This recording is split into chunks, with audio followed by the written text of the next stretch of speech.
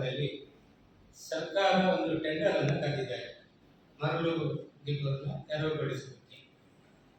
Tender ಪ್ರಕ್ರಿಯೆಯಲ್ಲಿ ನಾನು ಭಾಗವಹಿಸಿದ್ದೇನೆ. ಸರ್ಕಾರ ಟೆಂಡರ್ ಕರೆದದ್ದು, ನಾನು ಅದರಲ್ಲಿ ಭಾಗವಹಿಸಿದ್ದೇನೆ. ಯಶಸ್ವಿ ಬಿಡ್ಡುದಾರನಾಗಿದ್ದೇನೆ. ಈ ಒಂದು ಮರಳು ದಿಬ್ಬವನ್ನು ತೆರವುಗೊಳಿಸುವುದಕ್ಕೆ ನಾವು ಕಾರ್ಯಪ್ರವೃತ್ತರಾಗಿದ್ದೇವೆ. ಯಾಕಂತ ಹೇಳಿದರೆ, ಈ ನನಗೆ ಅನುಮತಿಯನ್ನು ಕೊಟ್ಟ ಮೇಲೆ ನಾನು ಟೆಂಡರ್ನಲ್ಲಿ ಭಾಗವಹಿಸಿ ಅದಕ್ಕೆ ಬೇಕಾಗುವ ಎಲ್ಲ ದಾಖಲೆ ಪತ್ರಗಳನ್ನು ಸಿದ್ಧಪಡಿಸಿ ಇಲಾಖೆಗೆ ಕೊಟ್ಟು ನನಗೆ ಅನುಮತಿ ಪತ್ರವನ್ನು ಅದೆಲ್ಲವನ್ನು ನಾನು ಪಡೆದುಕೊಂಡ ಮೇಲೆ ಕೆಲಸವನ್ನು ಪ್ರಾರಂಭ ಮಾಡಿದೆ. ಕೆಲಸ ಪ್ರಾರಂಭ ಮಾಡುವಾಗ ಅಲ್ಲಿ ಕೆಲವೇ ಜನ ಒಂದು ಸ್ವಾರ್ಥಕ್ಕಾಗಿ ಅಲ್ಲಿನ ಜನರನ್ನು ನಮ್ಮ ವಿರುದ್ಧ ಎತ್ತಿ ಕಟ್ಟಿ ಅದಕ್ಕೆ ಇಲ್ಲ ಸಲ್ಲದ ಸುಳ್ಳನ್ನು ಹೇಳಿ ಆ ಸುಳ್ಳನ್ನೇ ಸತ್ಯ ಎಂಬಂತೇಳಿ ಹೇಳಿ ವಿಜೃಂಭಿಸಿ ಈ ಕೆಲವು ಸಾಮಾಜಿಕ ಮಾಧ್ಯಮಗಳಲ್ಲಿ ಜಾಲತಾಣಗಳಲ್ಲಿ ಅದನ್ನು ಕರೆ ಬಿಟ್ಟು ಜನರ ದಿಕ್ಕನ್ನು ತಪ್ಪಿಸ್ತಾ ಇದ್ದಾರೆ. ಅದಕ್ಕೆ ನಾವು ಒಂದು ಸತ್ಯ ಏನು ಅಂತೇಳಿ ಹೇಳಿ ಮಾಧ್ಯಮ ಮಿತ್ರರಿಗೆ ಗೊತ್ತಾಗಬೇಕು ಅನ್ನೋ ಕಾರಣದಿಂದ ಅನಿವಾರ್ಯದಿಂದ ನಾವೀಗ ಪತ್ರಿಕಾಗೋಷ್ಠಿಯನ್ನು ಕರೆದಿದ್ದೇವೆ. ಟೆಂಡರ್ ಕರೆಯುವಾಗ ಜಿಲ್ಲಾಡಳಿತ ಅದಕ್ಕೆ ಸಂಬಂಧಪಟ್ಟ ಇಲಾಖೆ ಅದಕ್ಕೆ ಸ್ಯಾಂಡ್ ಮಾನಿಟರಿಂಗ್ ಕಮಿಟಿ ಅದನ್ನು ನಿಯಂತ್ರಣ ಮಾಡುವುದಕ್ಕೆ ಜಿಲ್ಲಾ ಮಟ್ಟದಲ್ಲಿ ಒಂದು ಕಮಿಟಿ ಎಲ್ಲವೂ ಕೂಡ ಅವರ ಅನುಮತಿ ಮೇರೆಗೆ ದಾಖಲೆ ಪತ್ರವನ್ನೆಲ್ಲ ನೀಡುವಂಥದ್ದು ಎಲ್ಲ ಜಿಲ್ಲಾಡಳಿತ ಅಂದರೆ ಸ್ಯಾಂಡ್ ಮಾನಿಟರಿಂಗ್ ಕಮಿಟಿ. ಅದು ಇವರು ಏನು ಹೇಳುತ್ತೆ ಅಕ್ರಮ ಅಂತ ಹೇಳಿ ಜನರನ್ನ ದಿಕ್ಕು ತಪ್ಪಿಸ್ತಾ ಇದ್ದಾರೆ. ಅದು ಅಕ್ರಮ ಅಲ್ಲ, ಯಾಕಂದ್ರೆ ಅಧಿಕೃತ ಮರಳುಗಾರಿಕೆ ಅಧಿಕೃತವಾಗಿ ನಮಗೆ ಜಿಲ್ಲಾಡಳಿತ ನಮಗೆ ಅನುಮತಿ ಪತ್ರವನ್ನು ನೀಡಿದ್ದಾರೆ. ಇವರು ಜನರು ಏನು ಮಾಡಿದ್ದಾರೆ, ಕೆಲವೇ ಜನರು ಪಟ್ಟಪತ್ರ ಹಿತಾಸಕ್ತಿ ಅಂತ ಹೇಳಿದ್ರು ತಪ್ಪಾಗ್ಲಿಕ್ಕಿಲ್ಲ, ಅವರೇ ಜನರನ್ನು ನಮ್ಮ ವಿರುದ್ಧ ಎತ್ತಿ ಕಟ್ಟಿ ಅದು ಮರಳುಗಾರಿಕೆ ಆಗಬಾರ್ದು ಎನ್ನುವಂತೆ ದೃಷ್ಟಿಯಿಂದ ಇದು ಮಾಡ್ತಾ ಇದ್ದಾರೆ. ಅಂದರೆ ಅದಕ್ಕೆ ಅಡೆತಡೆಯನ್ನು ಮಾಡ್ತಾ ಇದ್ದಾರೆ. ಅಡೆತಡೆ ಮಾಡಿ ಸುಮ್ಮನೆ ಮೊನ್ನೆ ನಮ್ಮದು ವಾಹನ ಹೋಗುವಾಗ ಮರಳು ತುಂಬಿದ ವಾಹನ ಹೋಗುವಾಗ ಅಂದರೆ ವಿದ್ಯುತ್ ಟ್ರಿಪ್ ಶೀಟ್ ಮೂಲಕ ಹೋಗುವಾಗ ನಮ್ಮ ವಾಹನದ ಡ್ರೈವರ್ ನಮ್ಮ ಮೇಲೆ ಹಾರಿಸಿದ್ದಾರೆ ಅಂತ ಹೇಳಿ ಸುಳ್ಳು ದೂರನ್ನು ದಾಖಲು ಮಾಡ್ತಾರೆ. ಸುಳ್ಳು ದೂರು ವಾಹನ ಡ್ರೈವರ್ ಜೊತೆಗೆ ಅಲ್ಲಿ ಇದ್ದವರು ನಮ್ಮ ಮಿತ್ರರು ಕೆಲವರೆಲ್ಲ ಇದ್ದಾರೆ, ಅವರನ್ನು ಸಹ ಹೆಸರನ್ನು ಸೇರಿಸಿ ಸುಳ್ಳು ದೂರನ್ನು ದಾಖಲು ಮಾಡಿ ಯಾರು ನಮ್ಮ ಮೇಲೆ ವಾಹನ ಹಾರಿಸಿದ್ದಾರೆ ಅಂತ ಹೇಳಿ ಅವರು ಹೋಗಿ ಆಸ್ಪತ್ರೆಯಲ್ಲಿ ಹೋಗಿ ಮಲಗಿದ್ದಾರೆ.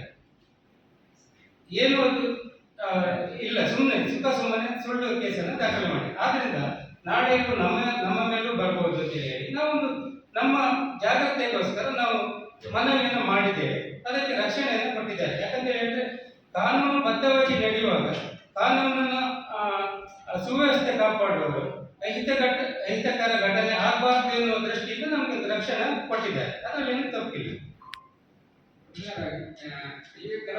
ನಿಮಗೆ ಸತ್ಯ ಅದರ ವಾಸ್ತವ ಏನಂತೇಳಿ ಹೇಳಿ ನಿಮಗೆ ಗೊತ್ತಾಗಬೇಕಾದ್ರೆ ನೀವು ಅಲ್ಲಿ ಸ್ಥಳವನ್ನು ಬಂದು ನೀವೇ ಒಂದು ಪರಿಶೀಲನೆ ಮಾಡಿದ್ರೆ ಎಷ್ಟು ದಿಬ್ಬ ಉಂಟು ಹೊಳೆಯಲ್ಲಿ ನೀವು ಬಂದ್ರೆ ನಾನು ನಿಮ್ಮನ್ನು ಕರ್ಕೊಂಡು ಹೋಗ್ತೇನೆ. 2 ದಿಬ್ಬ ಬೆಳೆದಿದೆ. ಆ ದಿಬ್ಬದಲ್ಲಿ ಮರ ಗಿಡಗಳೆಲ್ಲ ಬೆಳೆದು ಅವ್ರು ಹೇಳಿದ ದಿಬ್ಬ ಅಲ್ಲ ದೀಪ ಅಂತ, ಅಂದ್ರೆ ಕುದುರು ತರ ಇದೆ ಅಂತ ಹೇಳಿ ಅವರ ಅಲ್ಲ ಅದೇ ಸರ್, ಇಲ್ಲ ಸರ್. ಈಗ ದೀಪ ಅಂತ ಹೇಳಿ ಗೊತ್ತಾಗಬೇಕಾದ್ರೆ ನೀವು ಸ್ಥಳ ಪರಿಶೀಲನೆ ಮಾಡಿ, ನೀವು ಬನ್ನಿ, ನಾನೇ ನಿಮ್ಮನ್ನು ಕರ್ಕೊಂಡು ಹೋಗ್ತೇನೆ. ಸತ್ಯಾಂಶ ನಿಮ್ಗೆ ಅದರಲ್ಲಿ ಅರಿವಾಗ್ತದೆ. ನಾನು ಇಲ್ಲಿ ಬಂದ ಉದ್ದೇಶವಾಗಿ ಸತ್ಯಾಂಶ ನಿಮ್ಗೆ ಗೊತ್ತಾಗಬೇಕು ಅಂತೇಳಿ ಹೇಳಿ ಬಂದದ್ದು. ಅವರು ಸುಮ್ಮನೆ ನೆಪವಟ್ಟಿ ಈಗ ಪರಿಸರ ಅಂತೇಳಿ ಹೇಳಿ ಅದನ್ನು ನೆಪವಟ್ಟಿ ಈಗ ಸುಮ್ಮನೆ ಇಲ್ಲ ಸಲ್ಲದನ್ನು ಹೇಳ್ತಾ ಇದ್ದಾರೆ. ಯಾಕಂತ ಹೇಳಿದ್ರೆ ಈಗ ಅದರಲ್ಲಿ ಹೋರಾಟದ ಮುಂಚೂಣಿಯಲ್ಲಿದ್ದವರು ನನ್ನ ಬಳಿ ಬಂದಿದ್ದು ಟೆಂಡರ್ ಆದ ಕೆಲವೇ ದಿವಸದಲ್ಲಿ 1-2 ದಿವಸದಲ್ಲಿ ನನ್ನನ್ನು ಸಂಪರ್ಕ ಮಾಡಿ ಈ ಥರ ಡಿಮಾಂಡ್ ಅನ್ನು ಇಟ್ಟಿದೆ. ಆ ಡಿಮಾಂಡಿಗೆ ನಾವು ಒಪ್ಪಲಿಲ್ಲ. ಆ ಒಪ್ಪದೇ ಇರೋ ಕಾರಣದಿಂದ ಅವರು ಈ ಥರವನ್ನು ಸುಳ್ಳನ್ನು ಹೇಳಿ ಕಡೆಗೆ ಅವರ ಕೈಯಲ್ಲಿ ಆಗುವುದಿಲ್ಲ ಅಂತ ಹೇಳಿ ಆದಮೇಲೆ ಈ ಮಹಿಳೆಯರನ್ನು ಮುಂದಿಟ್ಟುಕೊಂಡು ಹೋರಾಟ ಮಾಡ್ತಿದ್ದಾರೆ. ಯಾಕಂತ ಹೇಳಿದ್ರೆ ಇವರದ್ದು ಆಗಬಾರ್ದು ಅಂತ ಹೇಳಿ ಕೋರ್ಟಿಗೆ ಹಾಕಿದ್ದಾರೆ. ಹೈಕೋರ್ಟಲ್ಲಿ ಮಾನ್ಯ ಉಚ್ಚ ನ್ಯಾಯಾಲಯದಲ್ಲಿ ಇವರು PIL ಅನ್ನು ಸಲ್ಲಿಸಿದ್ದಾರೆ. ಹಾಗೆ NGT ಹಸಿರು ಪೀಠಕ್ಕೂ ಸಹ ಹಾಕಿದ್ದಾರೆ. ಇವರು ದಾಖಲೆ ಎಲ್ಲೂ ಸರಿ ಇಲ್ಲದ ಕಾರಣ NGTಯಲ್ಲೂ ಕೂಡ ಇವರು ಇದನ್ನು ಕೇಸ್ ತಿರಸ್ಕಾರ ಆಗಿದೆ.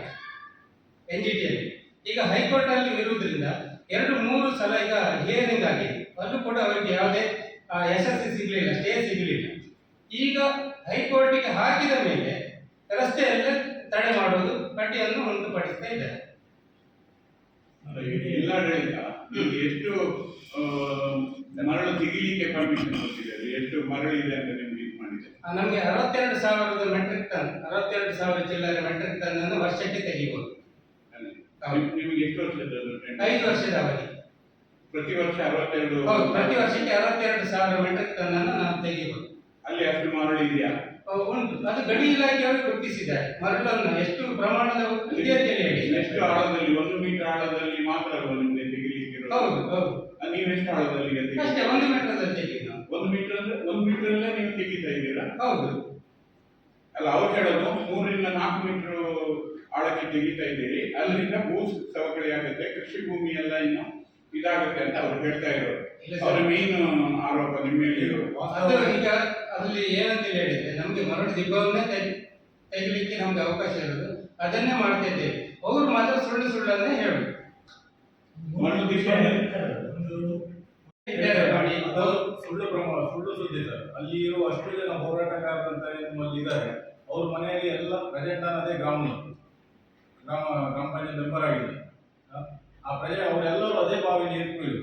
ಯಾವ ಬಾವಿ ನೀರನ್ನು ಇದಾಗಿಲ್ಲ. ಖುದ್ದು ನೀವೇ ಬೇಕಾದ್ರೆ ಬಂದು ಎಲ್ಲರೂ ಬಂದು ಬಾವಿ ನಾನು ತೋರಿಸ್ತೀನಿ ಪರಿಶೀಲನೆ ಮಾಡಿ ಕೊಡುದು. ಇಲಾಖೆಯವರು ಬೇಕಾದವರು ಎಲ್ಲರೂ ದಿನ ಅದೇ ಬಾವಿ ನೀರನ್ನು ನಿಲ್ಲಿಸಿದ್ರೆ ಈಗ ಒಂದು 2 ತಿಂಗಳಿಂದ ಅವರು ಡಿಸಿ ಆಫೀಸರ್ ಬಂದು ಮನೆಯೆಲ್ಲ ಕೊಟ್ಟಿದ್ದಾರೆ. ಯಾಕಂದ್ರೆ ನಿಲ್ಲಿಸಿದ್ದಾರೆ, ಅದಕ್ಕೆ ನಿಲ್ಲಿಸಿದ್ ಸರ್. ನಾವು ಜನರ ವಿರುದ್ಧ ನಾವು ಅವರನ್ನ ಇದು ಮಾಡ್ಬೇಕು ಅಂತ ಹೇಳಿ ಉದ್ದೇಶ ಇರಲಿಲ್ಲ. ಆದ್ರೆ ಸ್ವಲ್ಪ ತಣ್ಣಗೆ ಆಗ್ಬೋದು ಅಂತ ಹೇಳಿ ಒಂದು ಒಳ್ಳೆ ದೃಷ್ಟಿಯಿಂದ ನಾವೇ ಇವಾಗ ಸ್ಟಾರ್ಟಿಂಗ್ ಅಲ್ಲಿ ಅವರು ಹೋರಾಟ ಮಾಡ್ತಿದ್ರಲ್ಲ, ಆ ಹೋರಾಟ ಸ್ವಲ್ಪ ಕಡಿಮೆ ಆಗ್ಬೋದು ಅಂತ ಹೇಳಿ ಒಳ್ಳೆ ಉದ್ದೇಶದಿಂದ ನಾವು ನಿಲ್ಲಿಸಿದ್ದೇವೆ. ಸ್ಟಾರ್ಟಿಂಗ್ ಅಲ್ಲಿ ಒಂದು ಸಮಯ ನಿಲ್ಲಿಸಿದಂದ್ರೆ ಅದೇ ಒಂದು ಉದ್ದೇಶ. ಕೃಷಿ ಭೂಮಿ ಹೊಳೆಯಲ್ಲಿದೆ ಅಂತ ಹೇಳಿದ್ರು ಸ್ಟಾರ್ಟಿಂಗ್ ಅಲ್ಲಿ ಜಿಲ್ಲಾಧಿಕಾರಿಗಳ ಹತ್ರ. ನನ್ನ ಎದುರುಗಡೆನೆ ಮೊನ್ನೆ ಗಣಿ ಇಲಾಖೆ ಮೇಡಮ್ ಅವರು ಅವ್ರಿಗೆ ಹೇಳಿದ್ದಾರೆ, ನಿಮ್ಮ ಕೃಷಿ ಭೂಮಿ ನಾವು ಗುರುತಿಸಿದ ದಿಬ್ಬದ ಹತ್ರ ಇದ್ದದ್ದೇ ಹೌದಾಗಿದ್ರೆ ನೀವು ನಿಮ್ಮ RTC ಅನ್ನು ಕೊಟ್ಟು ಸರ್ವೆಗಾಗ್ತದೆ, ನಾವು ಬರ್ತೀವಿ, ಸರ್ವೆ ಮಾಡುವ, ನೋಡುವ ಅಲ್ಲಿ ಕೃಷಿ ಭೂಮಿ ಇತ್ತ ಅಂತ. ಅಲ್ಲಿ ಇವರ ದಿಬ್ಬಗಳು ಏನೇನು ಗಣಿ ಇಲಾಖೆ ಗುರುತು ಮಾಡಿದ ಸೀತಾ ನದಿಯಲ್ಲಿ ಅಲ್ಲಿ ಯಾರೊಬ್ಬರ ಕೃಷಿ ಭೂಮಿ ಇಲ್ಲ.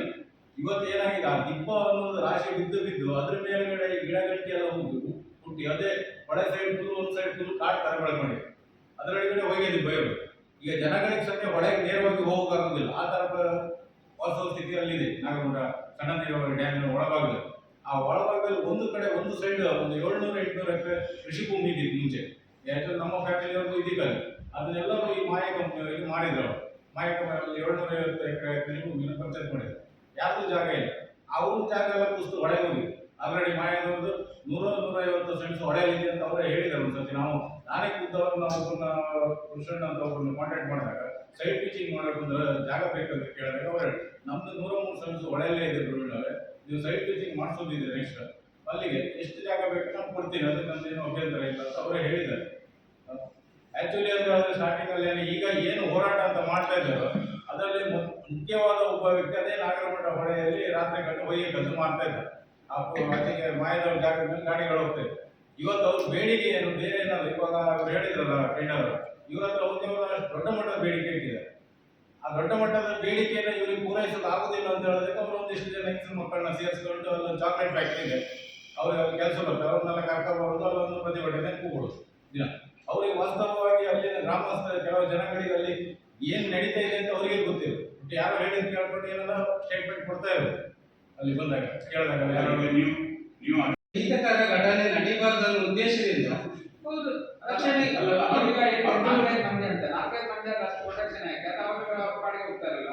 ಸರ್. ಫಸ್ಟಿಗೆ ನಮ್ಮ ಯಾರಿದ್ರೆ ಮುಂಚೂಣಿಯಲ್ಲಿ ಇದ್ದಾರೆ ನೋಡಿ, ಇವರೇ ನಂತರ ಬೇಡಿಕೆ ಇಟ್ಟು ಬಂದವರು. ಆ ಬೇಡಿಕೆ ನಾವು ಪೂರೈಸದೇ ಇರೋ ಕಾರಣದಿಂದ ಈ ರೀತಿಯ ಸುಳ್ಳು ಹೇಳಿ ಜನರನ್ನೆಲ್ಲ ಮಹಿಳೆಯರನ್ನ ಮುಂದೆ ಇಟ್ಟುಕೊಂಡು ಹೋರಾಟ ಮಾಡ್ತಿದ್ದಾರೆ. ಮೊನ್ನೆ ಮುಂದಿನ 4-5 ಮಂದಿ ಅದು ಅವರು ಒಂದು 15-20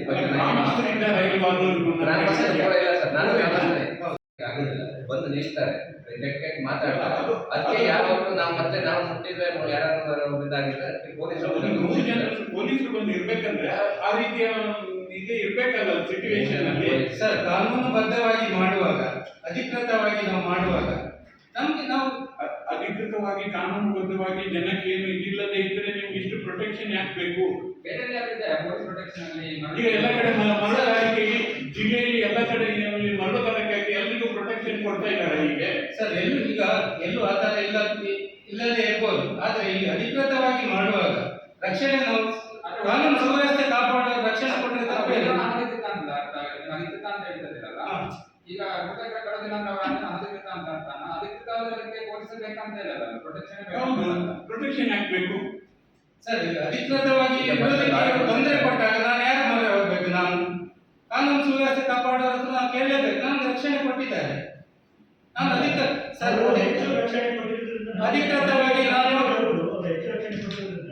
ನಿಮ್ಮಲ್ಲಿ ಅಷ್ಟೇ ದೊಡ್ಡ ಪ್ರಮಾಣದ ಹೊಣೆಗಾರಿಕೆಯಲ್ಲಿ ಆಗ್ತಾ ಇರಬೇಕು. ಹೌದು, ಅಕ್ರಮ ನಡೆಯುತ್ತದೆ. ಅಕ್ರಮ ಇಲ್ಲ ಸರ್.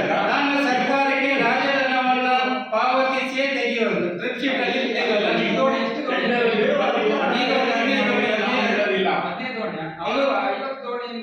ಅದೇ ಸರ್, ಅದು ನಿಮ್ಗೆ ಸತ್ಯಾಂಶ ಗೊತ್ತಾಗಬೇಕು ಅಂತ ಹೇಳಿ ನಾನು ಪತ್ರಿಕಾಗೋಷ್ಠಿ ಕರೆದದ್ದು. ನೀವು ಬಂದು ನೋಡಿ, 15-16 ದೋಣಿ ಇರ್ಬೋದು ಅಷ್ಟೇ. ಅವರು 50-60 ದೋಣಿಯಲ್ಲಿ ಸುಳ್ಳು ಹೇಳಿದ್ದಾರೆ. ಎಷ್ಟು ಜನ ಇದ್ದಾರೆ? ಕಾರ್ಮಿಕರು ಎಷ್ಟು ಜನ ಇದ್ದಾರೆ? ಈಗ ಒಂದು 50-60 ಜನ ಇರ್ಬೋದು, 60-70 ಜನ ಇರ್ಬೋದು. 30-40 ಜನಕ್ಕಷ್ಟೇ ಅಲ್ವಾ ಪರ್ಮಿಷನ್ ಇರೋದು? ಹಾ? 30-40 ಈಗ ಸಾಂಪ್ರದಾಯಿಕ ರೀತಿಯಲ್ಲಿ ಮೀನುಗಾರಿಕೆ ಮಾಡಬೇಕು ಅನ್ನೋದಲ್ವಾ ನಿಮ್ಗೆ ಇರೋದು? ಹೌದು ಸರ್, ನನಗೆ ಈಗ 60,000 ವರ್ಷಕ್ಕೆ 62,000 ಚಿಲ್ಲರೆ ಉಂಟು ಮೆಟ್ರಿಕ್ ಟನ್. ಅಷ್ಟು ತೆಗಿಬೇಕಾದ್ರೆ ನಾನು ಅಷ್ಟು ಕಾರ್ಮಿಕರನ್ನು ಹಾಕೊಳ್ಳೇಬೇಕು. ನನಗೆ ಒಂದು 40-60 ಜನ ಇರ್ಬೋದು ಈಗ ಕಾರ್ಮಿಕರು. ಆದ್ರೆ 50-60 ದೋಣಿ ಅಂತ ಸುಳ್ಳು ಹೇಳಿದ್ದಾರೆ. ನೀವು ಒಂದು ನೋಡಿ, ಸ್ಥಳ ಪರಿಶೀಲನೆ ಮಾಡಿ, ಅಲ್ಲಿನ ನೈಜ ಘಟನೆ ಏನು ಉಂಟು, ಡಿಬ್ಬ ಏನುಂಟು, ಅದನ್ನು ತೆರವುಗೊಳಿಸಿದ್ರೆ ಏನು ಅನುಕೂಲ ಆಗ್ತದೆ ಜನರಿಗೆ, ಅದನ್ನು ನೀವು ಮನವರಿಕೆ ಮಾಡಿ ನೈಜ ಸುದ್ದಿಯನ್ನು ಪ್ರಸಾರ ಮಾಡಿ. ಯಾಕಂತ ಹೇಳಿದ್ರೆ, ಒಂದು ನಿಮಿಷ ಸರ್, ಕೊಡರ್ಚೆ, ಬನ್ನಾಡಿ, ಚಿತ್ರಪಾಡಿ, ಬೆಡ್ಲಕ್ಕಿ, ಕೋಟ, ಗಿಳಿಯರು ಆ ಭಾಗದ ರೈತರು ನಮ್ಮ ಹೊಳೆಯನ್ನು ಹೂಳೆತ್ತಬೇಕು ಅಂತೇಳಿ ಹೇಳಿ ಈಗಾಗಲೇ ಜಿಲ್ಲಾಡಳಿತಕ್ಕೆ ಮನವಿಯನ್ನು ಮಾಡಿದ್ದಾರೆ. ಕೆಲವು ವರ್ಷದ ಹೋರಾಟ ಸರ್, ಹೂಳು ತೆಗಿಬೇಕಂತ ಹೇಳಿ ಮನವಿ ಮಾಡಿರೋದ್ರಿಂದ ಆ ಹೊಳೆಯಲ್ಲಿ ಎಲ್ಲಿ ಮರಳು ಉಂಟು ಅಂತ ಹೇಳಿ ಅದನ್ನು ಸಂಬಂಧಪಟ್ಟ ಇಲಾಖೆಯವರು ಗುರುತಿಸಿದ್ದಾರೆ, ಟೆಂಡರ್ ಕರೆದಿದ್ದಾರೆ. ನಾನು ಟೆಂಡರ್ ನಲ್ಲಿ ಭಾಗವಹಿಸಿದ್ದೇನೆ. ನೀವು ಟೆಂಡರ್ ಅಲ್ಲಿ ಭಾಗವಹಿಸಿದ್ದೀರಿ, ಟೆಂಡರ್ ನಿಮಗೆ ಆಗಿದೆ. ಹೌದು. ನಿಮ್ಮೊಟ್ಟಿಗೆ ಟೆಂಡರ್ ಹಾಕಿದವರು ಎಲ್ಲರಲ್ಲಿ ಎಲ್ಲಿದ್ದಾರೆ? ಗ್ರಾಮಸ್ಥರೆಲ್ಲ ಇದ್ದಾರೆ. ನಾಗರಮಠ ವ್ಯಾಪ್ತಿಯಲ್ಲಿ ಬೋರ್ಡ್ ಕಟ್ತಾರೆ, ಆಚೆ ಬನ್ನಾಡಿ ಕೋಟದಲ್ಲಿ ನೆರೆ ಸಮಸ್ಯೆ ಪರಿಹಾರ ಆಗುದಿಲ್ಲ, ಇಲ್ಲಿ ಮಾತ್ರ ಕ್ಲಿಯರ್ ಆಗುತ್ತೆ ಒಂದು. ಆಮೇಲೆ ನೀವು ಟೆಂಡರ್ ದಾರ ಅಲ್ಲೇ ಊರಿನ ಜನರ ವಿಶ್ವಾಸ ತಗೊಳ್ಳಿಕ್ಕೆ ನೀವು ಹಿಂದೆ ಸೋತಿದ್ರಿ. ಆ ಕಾರಣಕ್ಕೆ ಇಡೀ ಊರಿನವರು ಪ್ರೊಟೆಸ್ಟ್ ಆಗಿದೆ. ನಿಮ್ಮ ಪಕ್ಕದಲ್ಲಿ ಕೂತ್ಕೊಂಡು ಪ್ರವೀಣ್ ಅವರು ಜನವರಿ ತನಕ ಆ ಹೋರಾಟದಲ್ಲಿ ಭಾಗಿಯಾದರು. ನೀವು ಜನರ ವಿಶ್ವಾಸ ತಗೊಳ್ಳಿಕ್ಕೆ ಹಿಂದೇಟಾಗಿದೆ. ಹಾಗಾಗಿ ಪೊಲೀಸರು ಮೊರೆ ಹೋಗಿರು. ಪೊಲೀಸರು ಮೊರೆ ಹೋಗಿದಾಗಲ್ಲ. ಈಗ ಹೋರಾಟ ನೀವು ಬಂದಿದ್ದೀರಿ ಲಾಸ್ಟ್ ಟೈಮು, ಅಲ್ಲಿ ಒಂದು ವಿಷಯ ಕೇಳಿ. ನಾವು ಮಾಡಿದ್ದು, ನಾನು ಹೋರಾಟ ಕೇಳಿದ್ದೇನೆ, ಖಾಲಿ ಒಂದು 750 ಮೀಟರ್ ಆಚೆ ಹೊಳೆಯಲ್ಲಾಚೆ ಇರೋ 20 ಮನೆಗಳಿಗೆ ಒಂದು ಸೈಟ್ ಪಿಚಿಂಗ್ ಆಗುವಂತ ಹೇಳಿ. ಅದನ್ನೇ ಸಣ್ಣ ನೀರಾವರಿ ಇಲಾಖೆ ಇಂಜಿನಿಯರ್ ನಾನೇ ಸ್ವಂತ ಕರೆಸಿ ಎಸ್ಟಿಮೇಟ್ ಸದ್ಯ ಮಾಡ್ತಿದ್ದೆ. ಆವಾಗ ನಾನು ಶಾಸಕರನ್ನು ನಾವು ಹೋಗಿ ಹೇಳಿದೆ, ಇಲ್ಲೇ ಈ ತರ ಪ್ರತಿಭಟನೆ ಆಗ್ತದೆ, ಅದು ಒಂದು ವ್ಯವಸ್ಥೆ. ಆಮೇಲೆ ಶಾಸಕರೇ ಅಂತ ಮಾಡಿದ್ರೆ 1.5 ಕಿಲೋಮೀಟರ್ ತನಕ ಸೈಟ್ ಪಿಚಿಂಗ್ ವ್ಯವಸ್ಥೆ ಮಾಡಿದ್ದಾರೆ. ಅವರೇ ಖುದ್ದು ಬಂದು ಗ್ರಾಮಸ್ಥರ ಹತ್ರ ಹೇಳಿದ್ದಾರೆ. ಅದು ಆದಾಗ ಮಧ್ಯದಲ್ಲಿ ನಾನು ಹೋರಾಟ ಕೈಬಿಟ್ಟು ಬರೋಕೆ ಅಲ್ಲಿ ಮುಖ್ಯವಾಗಿ ಒಬ್ಬ ವ್ಯಕ್ತಿ ಇದ್ದಾನಲ್ಲ ಹೋರಾಟದಲ್ಲಿ ಮುಂದೆ ಗ್ರಾಮಸ್ಥರನ್ನಂತ, ಅವನೇನ್ ಮಾಡಿದ್ದಾನೆ, ಈ ಟೆಂಡರ್ ಗುತ್ತಿಗೆದಾರ ಇಬ್ಬರನ್ನ ಹೋಗಿ ಕಾಂಟ್ಯಾಕ್ಟ್ ಮಾಡಿ ನಮಗೆ ಇಲ್ಲಿ ಒಬ್ಬ ವ್ಯಕ್ತಿ ಬೇಡ, ಇಡೀ ಊರಿನ ಹೆಂಗಸರ ಮಕ್ಕಳ ಸೇರಿ ಪ್ರತಿಭಟನೆ ಮಾಡ್ತಾ ಇದ್ದಾರೆ. ನನ್ನ ಮಿತ್ರರೆಲ್ಲ ಬಂದಿದ್ದಾರೆ. ನನ್ನ ಒಬ್ಬನಿಗೆ ಟೆಂಡರ್, ಸಿಂಗಲ್ ಟೆಂಡರ್. ನನ್ನ ಮಿತ್ರರೆಲ್ಲ ಬಂದಿದ್ದಾರೆ. 15 ಜನ ಹಾಕಿದಾರಲ್ಲ ಟೆಂಡರ್? ಸರ್, 15 ಜನ ಭಾಗವಹಿಸಿದ್ದಾರೆ ಟೆಂಡರ್ ನಲ್ಲಿ. ನನಗೆ ಟೆಂಡರ್ ಆಗಿದೆ. ನಿಮ್ಗೆ ಟೆಂಡರ್ ಆಗಿದೆ. ಹೌದು. ಈಗ ಎಲ್ಲರೂ ನಿಮ್ಮೊಟ್ಟಿಗೆ ಹೇಗಿದ್ದಾರೆ? ಈಗ ನನ್ನ ಮಿತ್ರರೆಲ್ಲ ಇದ್ದಾರೆ, ಮಿತ್ರರೆಲ್ಲ ಬರ್ತಾ ಇದ್ದಾರೆ, ಊರಿನವರು ಬರ್ತಾ ಇದ್ದಾರೆ. ಈಗ ನಿಮ್ಗೆ ಸಾಂಪ್ರದಾಯಿಕ ಮಣ್ಣುಗಾರಿಕೆಗೆ ನೀವು ಬಳಸಿಕೊಳ್ಳುವಂತ ದೋಣಿ, ಅದು ಸಾಂಪ್ರದಾಯಿಕ ಮಣ್ಣುಗಾರಿಕೆ ಬರ್ತದೆ. ಆ ಗಾತ್ರ, ಉದ್ದ ಮತ್ತೆ ಹೊರ ರಾಜ್ಯ ಕಾರ್ಮಿಕರು ಇರುವಂತದ್ದು ಅದೆಲ್ಲ ನಿಮ್ಮ ಕಂಡೀಷನ್ ಗೆ ಆಗುತ್ತಾ? ಹೊರ ರಾಜ್ಯದವರಾದ್ರೆ ನಾವು ಅದಕ್ಕೆ ಅವರನ್ನು ಎಲ್ಲರೂ ಅವರು ನಮ್ಮ ಆಧಾರ್ ಕಾರ್ಡ್ ಎಲ್ಲ ತಗೊಂಡು ನಾವು ಅವರನ್ನ ಕೆಲಸಕ್ಕೆ ನೇಮಿಸಿಕೊಂಡಿದ್ದೇವೆ. ಹೊರ ರಾಜ್ಯದವರಾದ್ರು ನಮಗೆ ಕಾರ್ಮಿಕರಿಲ್ಲ. ಮತ್ತೆ ನೀವು ಸ್ಥಳೀಯರನ್ನ ಆರೋಪ ಮಾಡಿದ್ರಲ್ಲ, ಅವನು ಚಂದ್ರ ಯಾರು ಹಣ ಎಷ್ಟು ಹಣ ಕೇಳಿ ದಾಖಲೆ ಯಾಕಂದ್ರೆ ಈಗ ನಂಬಲಿಕ್ಕೆ ಆಗುದಿಲ್ಲ ಎಲ್ಲರೂ ಕೂಡ. ಪ್ರವೀಣ್ ಅವ್ರ ಜೊತೆಗಿದ್ದು ನಿಮ್ಮ ಜೊತೆಗಿದ್ದಾರೆ. ಈಗ ಅವ್ರ ಚಂದ್ರ ನಿಮ್ಮ ಹಣ ಕೇಳಿ ಬಂದ್ರೆ ಅವ್ರ ಜೊತೆಗಿದ್ದಾರೆ. ಒಟ್ಟು ಆರೋಪ ಮಾಡೋದಲ್ಲ ಇದ್ರೆ ನಮ್ಗೆ ದಾಖಲೆ ಕೊಡಿ. ಇದು ಆದ್ರೆ ನಮ್ಮನ್ನು ಮಿಸ್ಗೈಡ್ ಮಾಡ್ತಾರೆ ಅಂತ ನಮ್ಮ ಅನಿಸ್ತದೆ. ಆರೋಪ ಮಾಡುವಾಗ ಬರೀ ಆರೋಪ ಮಾಡಿ ಹೋಗ್ಬೇಡಿ. ಸರ್, ಇದು ಆರೋಪ ಅಲ್ಲ. ನೀವು ಅದಕ್ಕೆ ಅಲ್ಲಿದ್ದವರು ಇಲ್ಲಿ ಹಾಕ್ಕೊಡಿ. ಸರ್, ಮತ್ತೆ ಗ್ರಾಮ ಪಂಚಾಯತ್ ಮೆಂಬರ್ ಬೇರೆ. ಹೌದು ಸರ್. ಮತ್ತೆ ಪೊಲೀಸ್ ಯಾಕೆ ಹಾಕಿದ್ರು ಅಂತ ಜನ ಕೇಳ್ತಾ ಇದ್ದಾರೆ. ಜನ ಕೊಡೋದು ಸಂಬಳ ಪೊಲೀಸರಿಗೆ. ನೀವು ಕೊಡೋದಲ್ಲ. 100 ಪೊಲೀಸರಿಗೆ ಯಾಕೆ ಬೇಕಾದ್ರೆ? ಸರ್, ಅಷ್ಟು ಭದ್ರತೆ ಯಾಕೆ? ಸರ್, ಇದು ನಾನು ಹೇಳಿದ ಆರೋಪ ಅಲ್ಲ. ಸರ್, ನಾನು ಹೇಳಿದ ಆರೋಪ ಅಲ್ಲ. ಬೇರೆ ಯಾವುದೋ ಉದ್ದೇಶ ಇಲ್ಲ. ಪೊಲೀಸರು ಯಾಕಿದ್ದಾರೆ ಅಲ್ಲಿ ಅಷ್ಟೇ? ಸರ್, ನಾನು ಪೊಲೀಸರು ಹೇಳಿದ ಬೇರೆ ಕೆಲಸ ಇಲ್ಲ ಬ್ರಹ್ಮಾವರದಲ್ಲಿ ಮಾಡ್ಲಿಕ್ಕೆ. ನಾನು ಹೇಳಿದೆ ಅವರಿಗೆ ಮನವರಿಕೆ ಮಾಡಿದ್ದಾರೆ. ಅಲ್ಲ ಡಿಸಿ ಹೋಗಿದಾರಲ್ಲ ಅವರು. ಅವರು ಹೋಗಿದ್ದಾರೆ. ಅವರು ಹಕ್ಕುಂಟು ಅವರನ್ನ ಅಲ್ಲ ಅವ್ರಿಗೆ ಹಾಗಾದ್ರೆ ಇದಿಲ್ಲ ವಿವೇಚನೆ ಇಲ್ಲ ಅಂತ ಹೇಳ್ತೀರಾ? ಅಲ್ಲ ಸರ್, ಇದರಲ್ಲಿ ಮುಂಚೂಣಿಯಲ್ಲಿದ್ದವರು ನನ್ನ ಹತ್ರ ಕೇಳಿದ್ದಾರೆ, ಬೇಡಿಕೆಯನ್ನು ಇಟ್ಟಿದ್ದಾರೆ. ಅವರೆಲ್ಲ ಹಣ ಬೇಡಿಕೆ ಬಂದಿದ್ರಾ ನಿಮ್ಮ ಹತ್ರ? ಬೇಡಿಕೆಯನ್ನು ಇಟ್ಟಿದ್ದಾರೆ. ಹೇಳ್ತೇನೆ. MP MLA ಹಣ ಬೇಡಿಕೆ ಬಂದಿದ್ರಾ? ಅವರಿಲ್ಲ, ಅವ್ರ ತಲೆ ಸರಿ ಇಲ್ವಾ? ಜನರ ಪರ ಮಾತಾಡ್ತಾ ಇದ್ದಾರಲ್ವಾ? ತಲೆ ಸರಿ ಇಲ್ಲ ಅಂತೀರಾ? ಸರ್, ಈ ಪ್ರತಿಭಟನೆ ನೇತೃತ್ವ ವಹಿಸಿಕೊಂಡಿದ್ದವರು ನನ್ನ ಬಳಿ ಬಂದಿದ್ದಾರೆ. ಅಲ್ಲ, ಎಷ್ಟು ಮುಖತವಾಗಿ ಭೇಟಿಯಾಗಿದ್ದಾರೆ ಸರ್. ಮುಖತವಾಗಿ ಭೇಟಿಯಾಗಿದ್ದಾರೆ. ನಾವು ಎರಡನ್ನೂ ನಮ್ಗೆ ತಯಾರಿಲ್ಲ. ಒಂದು ಅವ್ರು ನಿಮ್ಮ ಹತ್ರ ಬಂದಕ್ಕೆ ದಾಖಲೆ ಕೊಡಿ. ಎರಡು ಇವರು ಅಲ್ಲಿದ್ದವರು ಇಲ್ಲಿ ಹಾಕೊಂಡು ಅದಕ್ಕೂ ದಾಖಲೆ ಕೊಡಿ. ಸರ್, ಮುಖತವಾಗಿ ನನ್ನ ಭೇಟಿಯಾಗಿದ್ದಾರೆ. ಬಂದು ಕೇಳಿದ್ದಾರೆ ನನಗೆ ದೋಣಿ ಕೊಡಿ ಅಂತ ಹೇಳಿ. ಸರ್, ಎಷ್ಟು ಕೇಳಿದ್ದಾರೆ? ದೋಣಿ ಕೊಡ್ಬೇಕಂತ ಕೇಳಿದ್ದಾರೆ. ನಾವು ಅದಕ್ಕೆ ಸ್ಥಳೀಯರಂತ ಹೇಳಿ ಒಂದು ಉದ್ದೇಶದಿಂದ ನಾವು ಅದಕ್ಕೆ ಒಪ್ಪಿದ್ದೇವೆ. ಅವರು ಒಂದು ದೋಣಿಯನ್ನು ಕೇಳಿದ್ದಾರೆ, ಅದನ್ನು ಒಪ್ಕೊಂಡು ಹೋಗಿದ್ದಾರೆ. ನಂತರ ಇವರ ಟೀಮ್ ದೊಡ್ಡದಾಗಿದೆ, 5 ದೋಣಿ ಬೇಕಂತ ಕೇಳಿದ್ದಾರೆ. ಒಂದು ದೋಣಿ ಒಯ್ದು ತಂದಾಗಿದ್ರಲ್ಲಿ 8,000 ರೂಪಾಯಿ ಕೇಳಿದ್ದಾರೆ. ಆದ್ರೆ ಯಾವುದೇ ಕಾರಣಕ್ಕೂ ಅಷ್ಟು ದರವನ್ನು ನಮ್ಗೆ ಕೊಡ್ಲಿಕ್ಕೆ ಆಗುದಿಲ್ಲ. ಯಾಕಂದ್ರೆ ನಾನು ರಾಯಲ್ಟಿ ಕಟ್ಟಬೇಕು. ಮತ್ತೆ ನಿಮ್ಮದು ನ್ಯಾಯಬದ್ಧವಾಗ ಆಗ್ತದೆ. ಅದರಲ್ಲಿ ನಮ್ಗೆ ಉದ್ದೇಶ ಇಲ್ಲ. ಪೊಲೀಸರು ಬೇಡ ಅಂತ ಹೇಳಿ ಪೊಲೀಸರಿಗೆ ಏನಾಗಿ ಕೆಲಸ ಅವರಿಗೆ? ಸರ್, ಕೆಲಸ ಇಲ್ಲ. ಸರ್, ಘಟನೆ ನಡೆಯುವುದಕ್ಕಿಂತ ಮುಂಚೆನೆ, ಅಹಿತಕರ ಘಟನೆ ನಡೆಯುವುದಕ್ಕಿಂತ ಮುಂಚೆನೆ ನಾವು ಹೇಳೋದು ಅಷ್ಟು ದಿನ ನಿಂತಿರುತ್ತೆ ಬ್ರಹ್ಮಾವರ, ಅದು ಹೋಗುತ್ತೆ ದಿನ ಬೆಳಿಗ್ಗೆ. ಅದರ 10 ಜನರನ್ನ ಪ್ರೊಟೆಕ್ಷನ್ ತಗೊಂಡು ನೀವು ಮಾಡಿ ಮರಳುಗಾರಿಕೆಯನ್ನು ಪ್ರಾರಂಭ ಮಾಡಿದ್ದೇವೆ. ಅಲ್ಲಿಂದ ಅಲ್ಲಿಂದ ಇಲ್ಲಿಯವರೆಗೂ ನಾವು 3 ತಿಂಗಳು ನಮಗೆ ಸಮಸ್ಯೆಯನ್ನು ಕೊಟ್ಟಿದ್ರು. ಆದ್ರೂ ನಾವು ತಡ್ಕೊಂಡಿದ್ದೇವೆ. ಅಲ್ಲ, ಈ ಉದ್ಯಮದಾರರಿಗೆ ಗುತ್ತಿಗೆದಾರರಿಗೆ ಪ್ರೊಟೆಕ್ಷನ್ ಕೊಡೋದು ಪೊಲೀಸರ ಕೆಲಸ ನಾನು ಕೇಳೋದು. ಅಲ್ಲ, ಜನಸಾಮಾನ್ಯರ ಇದು ಮಾಡೋದು, ಕಾನೂನು ಸುವ್ಯವಸ್ಥೆ ಕಾಪಾಡೋದು ಕಾಪಾಡೋಕೆ ಪೊಲೀಸರು ಇರೋದ? ನೀವು ಕಾನೂನು ಬದ್ಧವಾಗಿ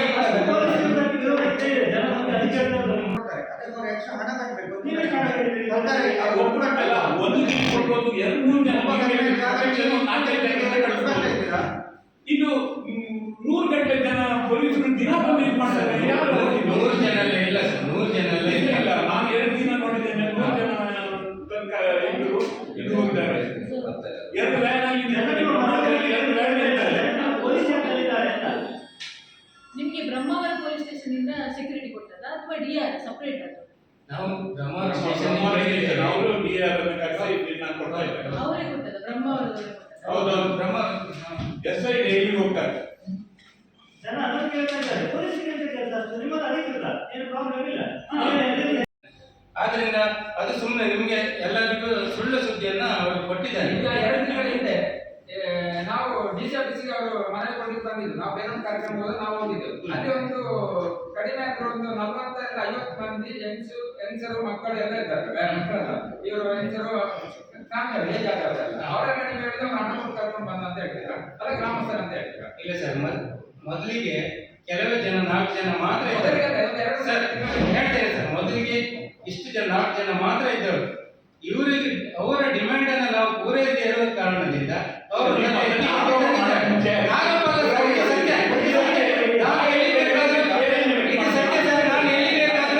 ಬಂದು ಹೇಳಲಿಕ್ಕೆ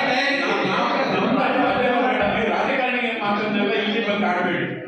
ಎಲ್ಲಿ ಬಂದು ನಾವು ಇದು ಮಾಡೋದು, ನಮ್ಗೆ ಅದರ ಅಗತ್ಯ ಇಲ್ಲ ಸರ್. ಅದನ್ನು ಸತ್ಯ ವರದಿಯನ್ನು ನೀವು ಮಾಡಿ ಬನ್ನಿ. ಒಂದೇ ಮಾಡ್ಬೇಕಂದ್ರೆ ಡೈರೆಕ್ಷನ್ ಅಲ್ಲ ನಮ್ಗೆ ವರದಿ ಮಾಡೋದು. ಅವರ ಆರೋಪ ಏನಂತೇಳಿ ಹೇಳಿದ್ರೆ ಅಲ್ಲಿ ದಿಬ್ಬ ಇಲ್ಲ ಅಂತೇಳಿ ಹೇಳುದು, ಹೊಳೆದಂಡೆ ಕುಸಿತದೆ ಅಂತೇಳಿ ಹೇಳುದು, ಪರಿಸರ ಹಾಳಾಗ್ತದೆ. ಫುಲ್ ಕಾನೂನು ಪ್ರಕಾರ ಇದ್ದೀರಾ, 100% ಇದ್ದೀರಾ ಅಂದ್ರೆ ಅಲ್ಲಿ ಪೊಲೀಸರಿಗೆ ವಿರೋಧ ಯಾಕೆ? ಸರ್, ಅಡಚಣೆ ಮಾಡಿದ್ರೆ ನಾವು ಯಾಕೆ ಕೇಳ್ಬೇಕು ಸರ್? ಅಲ್ಲಿ ಸಾವಿರಾರು ಮನಸ್ಸು ಇದ್ದಾರೆ, ಅವರಿಗೆಲ್ಲ ನಾಳೆ ಪೊಲೀಸ್ ಪ್ರೊಟೆಕ್ಷನ್ ಕೊಡೋದು ಎಷ್ಟು ಗಂಟೆ ಅಲ್ಲ ಸರ್, ಏನು ವಿಚಾರ ಆಗದೆ ಅಧಿಕೃತವಾಗಿ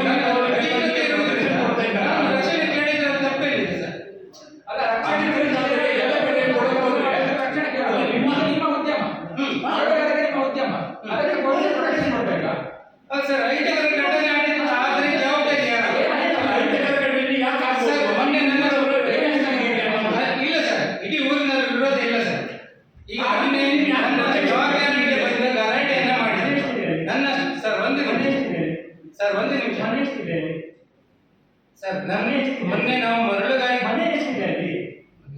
ಮನೆ ಒಂದು 30 ಮನೆಗಳು 30 ಮನೆಯವರು ನಿಮಗೆ ಅಟ್ಯಾಕ್ ಮಾಡಿ ತಡಲಿಕ್ಕೆ 100 ಪೊಲೀಸ್ ಬೇಕಾ? ಇಲ್ಲ ಸರ್ 30 ಮನೆಯಲ್ಲಿ ಇಲ್ಲ ಸರ್. ಹೇಳಿ ಸರ್. ಸರ್ 30 ಕಾರ್ಮಿಕರಿಗೆ ಕಲ್ಲು ಹೊಡೆದದ್ದು ಎಲ್ಲವೂ ಇದೆ ಸರ್. ನಿಮ್ಗೆ ವಿಡಿಯೋ ಬೇಕಾದ್ರೆ ನಾನು ಕೊಡ್ತೇನೆ.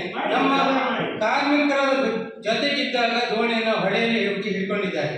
ನಾನು ಯಾರಿಗೆ ಕೇಳಬೇಕು? ನನ್ನ ಕಾರ್ಮಿಕರಿಗೆ ಪೆಟ್ಟಾದ್ರೆ ನಾನು ಯಾರಿಗೆ ಕೇಳಬೇಕು? ಯಾರಿಗೆ ರಕ್ಷಣೆ ಕೇಳಬೇಕು? ನಾನು ಅಲ್ಲ ಕಂಪ್ಲೇಂಟ್ ಆಗಿಲ್ಲ. ಕಂಪ್ಲೇಂಟ್ ಮಾಡಿದ್ದೇನೆ. ಕಂಪ್ಲೇಂಟ್ ಆಗಿದೆ ಸರ್. ನಾನು ಇಲಾಖೆ ಮೊದಲಿಗೆ ಕಂಪ್ಲೇಂಟ್ ಎಫ್ಐಆರ್ ಆಗಿಲ್ಲ. ಹೌದು ಆಗಿದೆ. ಅರೆಸ್ಟ್ ಆಗಿಲ್ಲ. ಅದರ ಕಾಪಿ ಕೊಡಿ. ಹಾ, ಕೊಡ್ತೇನೆ. ಕಂಪ್ಲೇಂಟ್ ಆಗಿದೆ. ಮತ್ತೆ ಅದಕ್ಕೆ ದಾಖಲೆ ಬೇಕು. ಯಾರು ನಿಮ್ಮನ್ನು ಹಣ ಕೇಳಿದ್ದಾನೆ ಅದಕ್ಕೂ ದಾಖಲೆ ಇಡಿ. ಸರ್, ನಮಗೆ ಸಹ ಹುಚ್ಚಿಲ್ಲ ಅವರು ಹೇಳಿದಂತ ಹೇಳಿ ಮಾಡಿದೆ. ಅವ್ರು ಹಣ ಕೇಳಿದ್ರು ನಾವು ಆಚೆ ಹೋಗೋದೇ ಇಲ್ಲ. ಎಷ್ಟು ಕೊಟ್ಟರು ಅಂತ ಹೇಳಿದ್ರೆ ರಿಪೀಟ್ ಮಾಡೋದು ಎಷ್ಟು ಕೇಳಿದ್ರು ಮತ್ತೇನು ಅದರಲ್ಲಿ ಮುಂಚೂಣಿಯಲ್ಲಿದ್ದವರು ಟೆಂಡರ್ ಆಗಿ 2 ದಿವಸದಲ್ಲಿ ನನ್ನನ್ನು ಸಂಪರ್ಕ ಮಾಡಿದ್ರು. ಮುಖಕ್ಕೆ ಭೇಟಿಯಾಗಿದ್ದಾರೆ. ದೋಣಿಯನ್ನು ಕೇಳಿದ್ದಾರೆ. ವಿತ್ ಹೆಸರು ಹೇಳಿ. ಹೆಸರು ಅದರಲ್ಲಿ ಚಂದ್ರಕಾಂತ್ ಚಂದ್ರ ಚಂದ್ರ ಎಷ್ಟು ಜನ ಒಬ್ಬನೇ ಭೇಟಿ ಏನ್ ಕೇಳಿದ್ರೆ ಅವ್ರ ಜೊತೆಗೆ ಬಂದಿದ್ರು. ಇಲ್ಲಿ ನಿನ್ನೆ ಪತ್ರಿಕಾಗೋಷ್ಠಿ ಮಾಡಿದ್ರಲ್ಲ, ಅವ್ರ ಜೊತೆಗೆ ಕೂಡಿ ಬಂದಿದ್ರು. ಹೆಸರು ಹೇಳಿ ಸರ್. ಹೆಸರು ಹೆಸರು ಹೇಳಿ ಸರ್. ದಿನೇಶ್ ಗಾಣಿಗ ಅವ್ರ ಜೊತೆ ಕೂಡಿ ಬಂದಿದ್ದಾರೆ. ಓಕೆ ಮತ್ತೆ ಏನೇನು ಅವ್ರ ಜೊತೆಗೆ ಬಂದು ದೋಣಿಯನ್ನು ಕೇಳಿದ್ದಾರೆ. ಮೊದಲಿಗೆ ಒಂದು ದೋಣಿಯನ್ನು ಕೇಳಿದ್ದಾರೆ. ನಾನು ಒಪ್ಪಿದ್ದೇನೆ, ಲೋಕಲ್ ಆದ್ರಿಂದ ಕೊಡ್ತೇನೆ ಅಂತೇಳಿ ಹೇಳಿ ಒಪ್ಪಿದ್ದೇನೆ. ನಂತರ ಇವರು ಸ್ವಲ್ಪ ದಿವಸದ ನಂತರ ಇವರು 5 ದೋಣಿಯನ್ನು ಕೇಳಿದ್ದಾರೆ. ಡಿಮಾಂಡ್ ಅನ್ನು ಜಾಸ್ತಿ ಮಾಡಿದ್ದಾರೆ. ಆ 5 ದೋಣಿಯಲ್ಲಿ ಒಂದು ದೋಣಿ ಹೋಗಿತ್ತಂದ್ರೆ 8,000 ರೂಪಾಯಿ ಕೊಡಬೇಕಂತೇಳಿ ಹೇಳಿದ್ದಾರೆ. ಅದು ನಾನು ಯಾವುದೇ ಕಾರಣಕ್ಕೂ ಆ ರೇಟ್ ಕೊಡ್ಲಿಕ್ಕೆ ಆಗುದಿಲ್ಲ ಅಂತ ಹೇಳಿದ್ದೇನೆ. ಧೋನಿ ಪ್ಲಸ್ ಅಮೌಂಟ್ ಕೇಳ್ತಾರೆ. ಆ? ಧೋನಿ ಪ್ಲಸ್ ಅಮೌಂಟ್ ಹೌದು ಹೌದು. ಇದು ನಾನು ಅವ್ರು ಎಲ್ಲಿ ಬೇಕಾದ್ರೂ ನಾನು ಹೇಳಲಿಕ್ಕೆ ತಯಾರಿದ್ದೇನೆ. ಇದು ಮುಖತವಾಗಿ ಭೇಟಿಯಾಗಿದೆ. ಇದು ದಾಖಲೆ ಕಂಪ್ಲೇಂಟ್ ಕೊಡಿ. ಯಾಕೆ ಹಣಕ್ಕೆ ಬ್ಲಾಕ್ ಮೇಲ್ ಮಾಡಿದ್ದಾರೆ ಅಂತ ಕೊಡಿ. ಅಲ್ಲ ಯಾಕೆ ಕೊಡ್ತೀರಾ? ಅಲ್ಲ ಸರ್, ನಾವು ಸ್ಥಳೀಯ